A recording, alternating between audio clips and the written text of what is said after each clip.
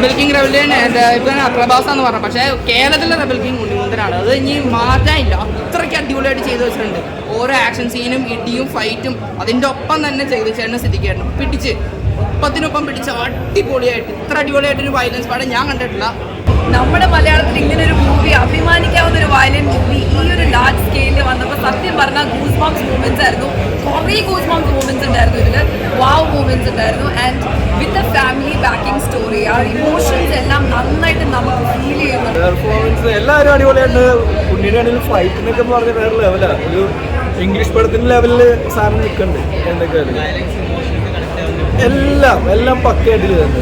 ഒന്നും പറയാനില്ല, പോയി തകർത്ത് ചെയ്തിട്ടുണ്ട്. ഒന്നും പറയാനില്ല, കണ്ടാലേ നിങ്ങൾക്ക് ആ എക്സ്പീരിയൻസ് മനസ്സിലാവും. കാരണം എനിക്ക് തോന്നുന്നില്ല മലയാളത്തിൽ ഇങ്ങനെ വയലൻസ് കാണിച്ചിട്ടുണ്ട്. നല്ല ഭയങ്കര പല സീനും ഉണ്ട് അങ്ങനത്തെ. ഞാൻ പക്ഷെ അങ്ങനെ ഒന്നും പൊത്തിയില്ല, പക്ഷെ എൻ്റെ അടുത്തിരിക്കുന്നവരൊക്കെ പൊത്തുന്നുണ്ട്.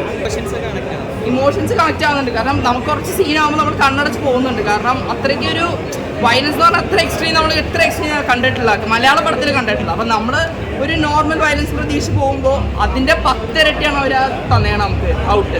വെറുതെ വയലൻസ് അല്ല, നമുക്ക് ടച്ച് ചെയ്യുന്നുണ്ട്. എന്തുകൊണ്ടാണ് ഇത്ര വയലൻസ് ഉള്ളത് നമുക്ക് ഫീൽ ചെയ്യുന്നുണ്ട്. So it's A fully packed movie and great team work.